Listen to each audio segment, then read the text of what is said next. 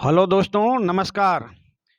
मैं पाठक sir LP channel सरकारी job पर आपका हार्दिक स्वागत एवं अभिनंदन करता हूं। चलिए आपके उज्जवल भविष्य की कामना के साथ इस सेशन की शुरुआत करते हैं। आपकी स्क्रीन पर पहला प्रश्न है, जैन धर्म का सैद्धांतिक दृष्टिकोण क्या है? प्रश्न नंबर 1, जैन धर्म का सैद्धांतिक दृष्टिकोण क्या है? ऑप्शन ए अनेकांत, अद्वैत, आवागमन या पंचशील। आप प्रश्न को ध्यानपूर्वक पढ़ेंगे और उत्तर देने का प्रयास करेंगे। जैन धर्म का सैद्धांतिक दृष्टिकोण क्या है? चलिए हम बताते हैं। जैन धर्म के अनेकांतवाद का सिद्धांत विभिन्न मतों एवं संप्रदायों के बीच भेदभाव मिटाकर समन्वयवादी दृष्टिकोण अपनाने की दिशा में एक महत्वपूर्ण प्रयास माना जाता है। तो जैन धर्म का सैद्धांतिक दृष्टिकोण अब तो आप समझ गए होंगे। ऑप्शन क्या होगा? ऑप्शन ए अनेकांत। आपका ऑप्शन ए सही होगा। जैन धर्म का सैद्धांतिक दृष्टिकोण अनेकांत है। चलिए अगले प्रश्न पे आ जाइए। प्रश्न नंबर 2।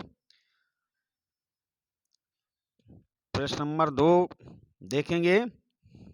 कालिदास के नाटक मालविकाग्निमित्रम में उल्लिखित अग्निमित्र निम्न में से किस एक राजवंश का राजा था? तो अग्निमित्र के बारे में पूछा जा रहा कि अग्निमित्र किस वंश का राजा था। तो उत्तर देने का प्रयास करें। ये मौर्य वंश का था, या शुंग वंश का, या शक वंश का, या गुप्त वंश का शासक था। तो हम आपको बताते हैं, कालिदास के नाटक मालविकाग्निमित्रम का नायक अग्निमित्र शुंग वंश का शासक था। शुंग वंश का शासक था, जो पुष्यमित्र शुंग का पुत्र था। तो प्रश्न नंबर 2 का ऑप्शन बी सही होगा। शुंग वंश ये पुष्यमित्र शुंग का पुत्र था। चलिए अगले प्रश्न पे आ जाते हैं। भागवत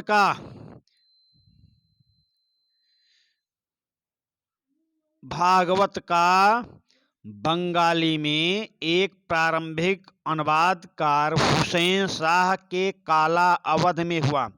यह अनुवादकार किसने किया था?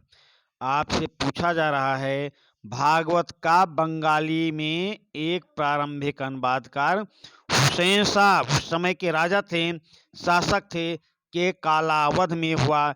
ये अनुवादकार किसने किया था? आपको इसका उत्तर देना है।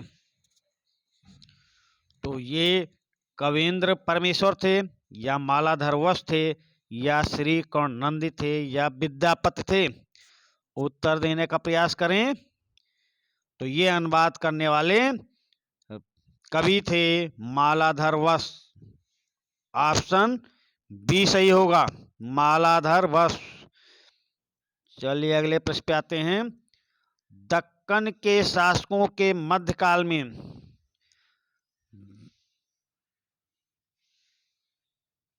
दक्कन के शासकों द्वारा मध्यकाल में इस्तवा उपाय अपनाए गए। इनका क्या अर्थ है? इस्तवा, तो ये ऑप्शन देखिए। ए में ब्याज रहित ऋण था, या भू राजस्व का रियायती मूल्यांकन था, या सेना के विस्तार हेतु लगाए गए उपकर था, या भू राजस्व का यथार्थवादी संग्रह था। आप उत्तर देने का प्रयास करें कि ये इस्तवा क्या है। चलिए भाई उत्तर देने का प्रयास करते रहें। तो हम आपको बताते हैं, ये ऑप्शन सी सही होगा। सेना के विस्तार हेतु लगाए गए उपकर का नाम है। ये इस्तवा क्या है? सेना के विस्तार हेतु लगाए गए उपकर का नाम है। प्रश्न नंबर 4 का ऑप्शन सी सही होगा। चलिए अगले प्रश्न पे आ जाइए। इसमें आपको सही मिलान करना है। इसमें आपको सही मिलान करना है। एक तरफ पद दिया गया है, एक तरफ उसके अधिकारी दिए गए हैं, आपको सही मिलान करके उत्तर देना है। तो आप देखेंगे कि आयंगर, आयंगर किससे संबंधित था? तो आयंगर ये आपका ग्रामीण सेवक था। आयंगर ग्रामीण सेवक था। कर्णम, कर्णम भाई ये लेखपाल था। कर्णम लेखपाल था। फिर मरियम, मरियम ये गांव के प्रधान का नाम है। गांव का प्रधान होता था मरियम। अब ऑप्शन डी बचा तलैयार, ये पुलिस का सिपाही होता था। पुलिस का सिपाही। इस प्रकार आयंगर ग्रामीण सेवक, कर्णम लेखपाल, मरियम प्रधान, तलैयार पुलिस का सिपाही। इस प्रकार ये ऑप्शन पे आप स्क्रीनशॉट ले सकते हैं और उसके आन में ऐसे प्रश्न भी आपको परीक्षा हाल में देखने को मिलते हैं। चलिए अगले प्रश्न पे आ जाइए। अगला प्रश्न भी मिलान करने का ही है। सही मिलान कीजिए। एक तरफ कर का नाम दिया गया है और दूसरी तरफ कौन सा कर है, ये आपसे पूछा जा रहा है। आप सही उत्तर देने का प्रयास करेंगे।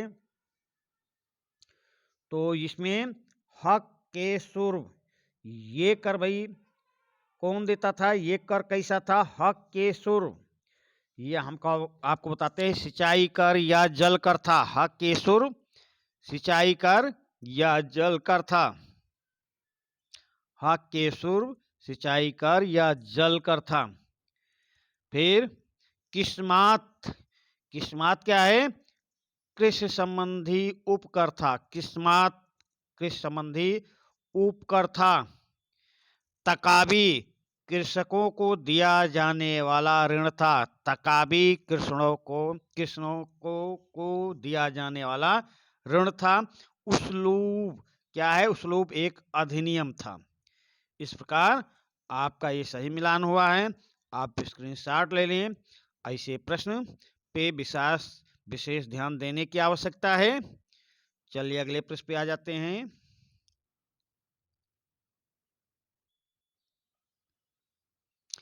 किसने स्त्रियों द्वारा परिवार एवं समाज में निभाई जाने वाली महत्वपूर्ण भूमिका की अपने उपदेशों में पहचान की थी? अगला प्रश्न देखिए। ये गुरु नानक थे या रविदास थे या संत ज्ञानेश्वर थे या संत तुकाराम थे?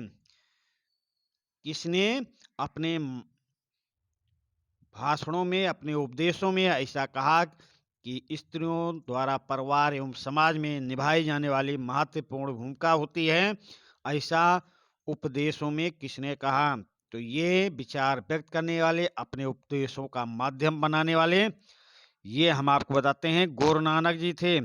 गुरु नानक, ऑप्शन ए सही होगा। प्रश्न नंबर 7 का ऑप्शन ए सही होगा। चलिए अगला प्रश्न फिर आ गया है। सही मिलान करना है आपको। सही मिलान कीजिए। एक सूची में राजा का नाम दिया गया है, दूसरी सूची में वंश का नाम दिया गया है। कौन सा राजा किस वंश का है, ये आपको मिलान करना है। तो आप कोशिश कीजिए मिलान करने का। पहले अपने आप से कोशिश कीजिए कि क्या सही हो सकता है।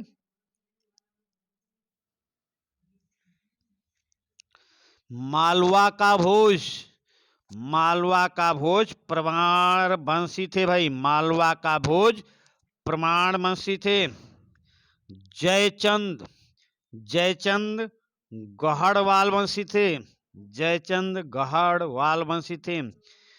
मिहिर भोज, मिहिर भोज प्रतिहार वंशी मिहिर भोज थे। प्रतिहार वंशी। परमार्थ देव चंदेल वंशी। तो आप देख रहे होंगे स्क्रीन पर इसका सही मिलान कर दिया गया है। मालवा का भोज परमार वंशी, गहड़वाल वंशी जयचंद, चंदेल वंशी परमार्थ देव और प्रत्याहार वंशी मीरभोज थे। इसका आप स्क्रीनशॉट ले लीजिए। आप ऐसे मिलान वाले क्वेश्चन को बार बार देखना है आपको। ऐसे वीडियो को, ऐसे सेशन को बार बार आप देखते रहेंगे तो आप इसके बारे में सही से उत्तर कर पाएंगे। ये 4 मिलान करने का है तो आप समझ लीजिए 4 प्रश्न आपके तैयार हो रहे हैं। चलिए अगले प्रश्न पे आते हैं। प्रश्न नंबर 9। प्रश्न नंबर 9 देखना है आपको।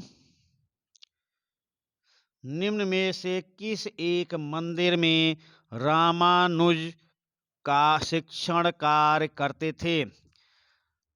रामानुजम के बारे में पूछा जा रहा, कहाँ पर शिक्षण कार्य करते थे वो? ये मदुरै में करते थे या मामल्लपुरम में या सोमनाथपुरम में या श्रीरंगम में? आपको इसका उत्तर देना है। रामानुजम कार शिक्षण कार्य कहाँ करते थे? किस एक मंदिर में रामानुज शिक्षण कार्य करते थे? तो ये शिक्षण कार्य श्रीरंगम में करते थे। ऑप्शन डी सही होगा। ऑप्शन डी आपका सही उत्तर होगा। चलिए अगले प्रश्न पे आ जाइए। इसमें पूछा जा रहा है आपसे कि निम्न में से कौन सा एक सही सुमेलित नहीं है? आपसे पूछा जा रहा है निम्न में से कौन सा एक सही सुमेलित नहीं है, यानी कि इसमें फिर 3 ऑप्शन आपके सही सुमेलित हैं। ऐसे क्वेश्चन पे भी आपको ध्यान देना है। 4 ऑप्शन हैं, 4 में से कौन सुमेलित नहीं है, कौन सा एक, यानी कि 3 सुमेलित हैं। आप उसका पता लगाएं कौन सा सुमेलित नहीं है। तो आप देखेंगे अहमद शाह बहमनी, अहमद शाह बहमनी, हजरत गेसू दराज से मिलान कर दीजिए। महमूद बेगड़ा, यही आपका ऑप्शन सही नहीं है। महमूद बेगड़ा, फैजी सरंदी, इनसे इनका कोई ताल्लुक नहीं था। अकबर के समय में अब्दुल रहीम खान खाना थे और जहांगीर के समय मोहम्मद सालेह थे। मोहम्मद सालेह थे। तो अहमद शाह बहमनी के समय हजरत गेसू दराज थे। अकबर के समय अब्दुल रहीम खान खाना थे। जहांगीर के समय मोहम्मद सालेह थे। तो ऑप्शन बी आपका गलत होगा। ये महमूद बेगड़ा और फैजी सरहिंदी का कोई संबंध नहीं है। और आपसे पूछा जा रहा निम्न में से कौन सा एक सही सुमेलित नहीं है, तो आपका ऑप्शन बी सही होगा। महमूद बेगड़ा, यही ऑप्शन सही सुमेलित नहीं है। चलिए अगले प्रश्न पे आते हैं। भारतीय राष्ट्रीय कांग्रेस के किस अधिवेशन में गांधी इरविन समझौता स्वीकृत किया गया? भारतीय राष्ट्रीय कांग्रेस के किस अधिवेशन में गांधी इरविन समझौता स्वीकृत किया गया है? आपसे ये पूछा जा रहा। तो एक कराची अधिवेशन था या कलकत्ता अधिवेशन, लाहौर अधिवेशन या त्रिपुरा अधिवेशन? किस अधिवेशन में ये स्वीकृत हुआ? तो आप उत्तर देने का प्रयास करें कि किस अधिवेशन में गांधी इरविन समझौता स्वीकृत किया गया था। तो हम आपको बताते हैं कि ये पहले तो ये आप समझिए गांधी इरविन समझौता कब हुआ था। तो गांधी इरविन समझौता 4 मार्च 1931 को हुआ था। 4 मार्च 1931 को गांधी इरविन समझौता हुआ। अब आपसे पूछा जा रहा कांग्रेस के किस अधिवेशन में इसे स्वीकार किया गया? किस अधिवेशन में इस पैक्ट पर मुहर लगी, तो वो आपको देखना है। तो हम बता देते हैं, कराची अधिवेशन था वो 1931, 28 से 31 मार्च तक, 28 से 31 मार्च तक, 31 मार्च तक ये 3 दिवसीय अधिवेशन हुआ। 3 दिवसीय अधिवेशन हुआ। 3 दिवसीय अधिवेशन हुआ। इसी अधिवेशन में गांधी इरविन समझौता को कांग्रेस के सम्मेलन में पास किया गया। और इस कांग्रेस सम्मेलन की अध्यक्षता कौन कर रहे थे? सरदार वल्लभ भाई पटेल जी कर रहे थे। कराची कांग्रेस अधिवेशन की अध्यक्षता सरदार वल्लभ भाई पटेल जी कर रहे थे। तो अब तो आप समझ गए होंगे कि गांधी इरविन समझौता कब हुआ? 4 मार्च 1931 को हुआ। कांग्रेस के किस अधिवेशन में पास हुआ? कराची अधिवेशन में। ये कराची अधिवेशन कब हुआ? ये 3 दिवसीय 28 से 31 मार्च तक 4 दिवसीय हुआ था। इस अधिवेशन की अध्यक्षता किसने की थी? सरदार वल्लभ भाई पटेल ने की थी। तो आपका ऑप्शन ए सही होगा, कराची अधिवेशन। चलिए अगले प्रश्न पे आ जाइए। निम्न में से कौन 1962 में भारत के उत्तरी भाग पर चीन द्वारा किए गए आक्रमण के समय भारत का रक्षा मंत्री थे? भारत के रक्षा मंत्री थे। रक्षा मंत्री थे। आप उत्तर देने का प्रयास करेंगे। निम्न में से कौन 1962 में भारत के ऊपरी भाग पर चीन द्वारा किए गए आक्रमण के समय भारत का रक्षा मंत्री था? आपको इसका उत्तर देना है। उत्तर देने का प्रयास करें। ये मोरारजी देसाई रक्षा मंत्री थे उस समय क्या, या बी के कृष्ण मेनन थे, या टी कृष्णाचार्य थे, या जगजीवन राम थे? आप उत्तर देने का प्रयास करें।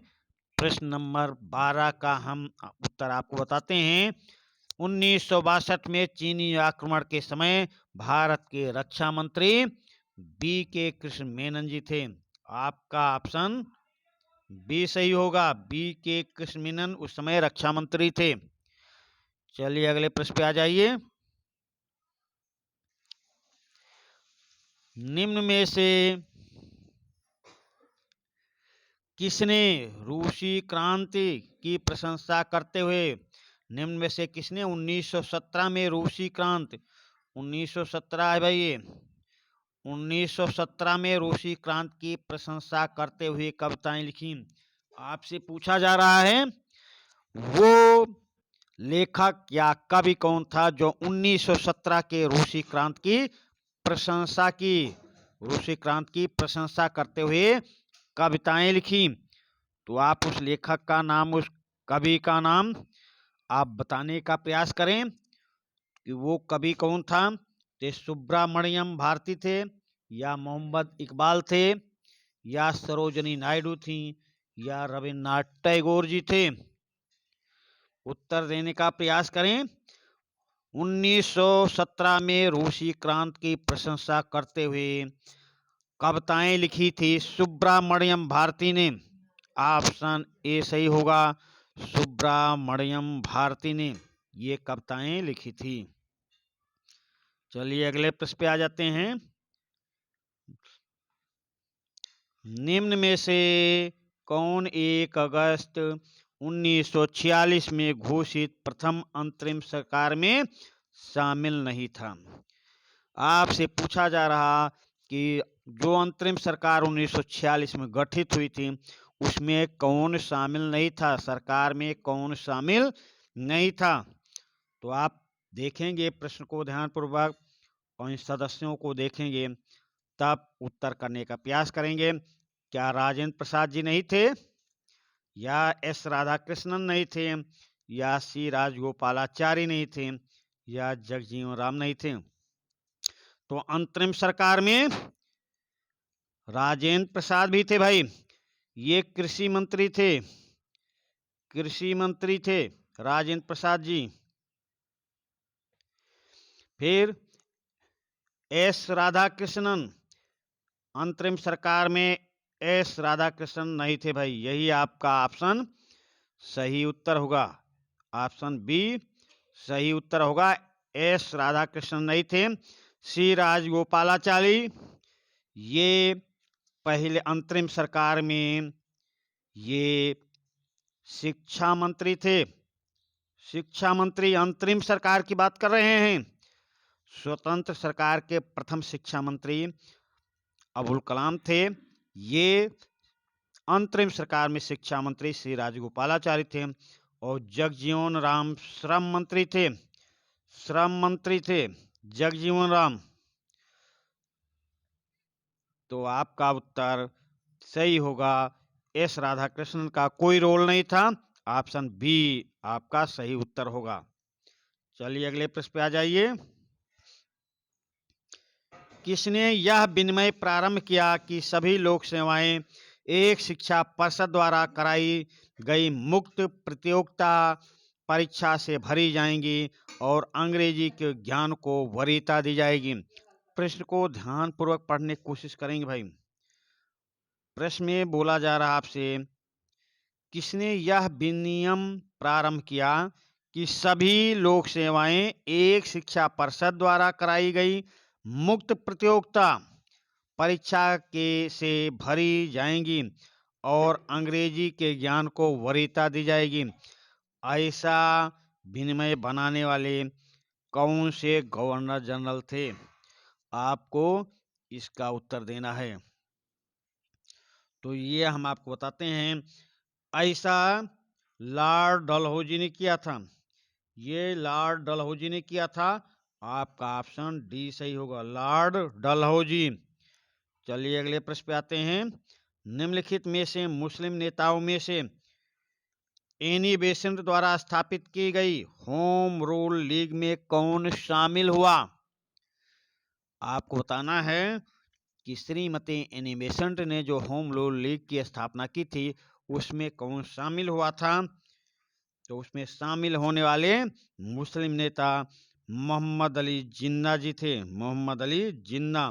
आपका ऑप्शन बी सही उत्तर होगा, मोहम्मद अली जिन्ना। चलिए अगले प्रश्न पे आते हैं। निम्न में से किसने कमिश्नर नामक अधिकारी की नियुक्ति की जिसके अंतर्गत कई जिलों का डिवीजन होता था? आपसे सीधा पूछा जा रहा है, कमिश्नर नामक पद किसने बनाया?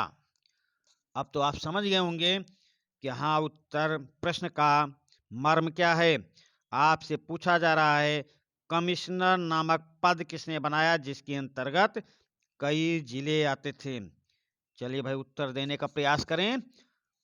कमिश्नर नामक पद किसने बनाया था जिसके अंतर्गत कई जिले आते थे? ये लॉर्ड कॉर्नवालिस थे, या लॉर्ड वारेन हेस्टिंग्स थे, या लॉर्ड बेलेजली थे, या लॉर्ड विलियम बेंटिंग थे? तो कमिश्नर नामक पद बनाया था लॉर्ड, आपका उत्तर होगा कमिश्नर नामक पद बनाया था लॉर्ड कॉर्नवालिस जी। लॉर्ड कॉर्नवालिस ने कमिश्नर नामक पद बनाया था। चलिए अगले प्रश्न पे आते हैं। अगला प्रश्न है, सही मिलान कीजिए। इसमें एक तरफ पुस्तक का नाम है, दूसरी तरफ उसके रचयिता का नाम है। आपको इसका सही मिलान करना है, सही मिलान करने की कोशिश करेंगे। इस सेशन का ये लास्ट प्रश्न है। साथ में हम आपको बोलते हैं कि आप इस चैनल को आप भी और शेयर करके अपने दोस्तों के बीच विचार विमर्श कीजिए और सब्सक्राइब करें। और जो प्रश्न का उत्तर चाहते हैं सेशन के लास्ट में कमेंट के द्वारा हमें बताएंगे, हम उसका उत्तर देने का प्रयास करेंगे। चलिए मिलान कीजिए। ये हम्मीर रासो, हम्मीर रासो भाई देखना, हम्मीर रासो किसकी रचना है? तो हम्मीर रासो, और हम्मीर रासो रचना है पंपा रामायण रचना है, प्रसन्न राघव रचना है, सर्वोचिष मानचरित रचना है। इन रचनाओं का लेखक कौन है, ये आपको बताना है। तो आप ऑप्शन देखेंगे, विद्वानों के ऑप्शन देखेंगे तो आप अल्लासानी पेदन्ना, जयदेव, नागचंद्र और सारंगधर। तो आप उत्तर देने का प्रयास करें। चलिए हम इसका आपको उत्तर बताते हैं कि इन पुस्तकों के लेखक कौन हैं। चलिए, हम्मीर रासो।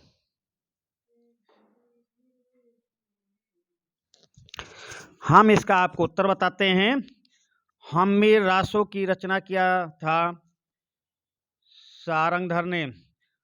पंपा रामायण की रचना नागचंद्र ने किया था, नागचंद्र ने।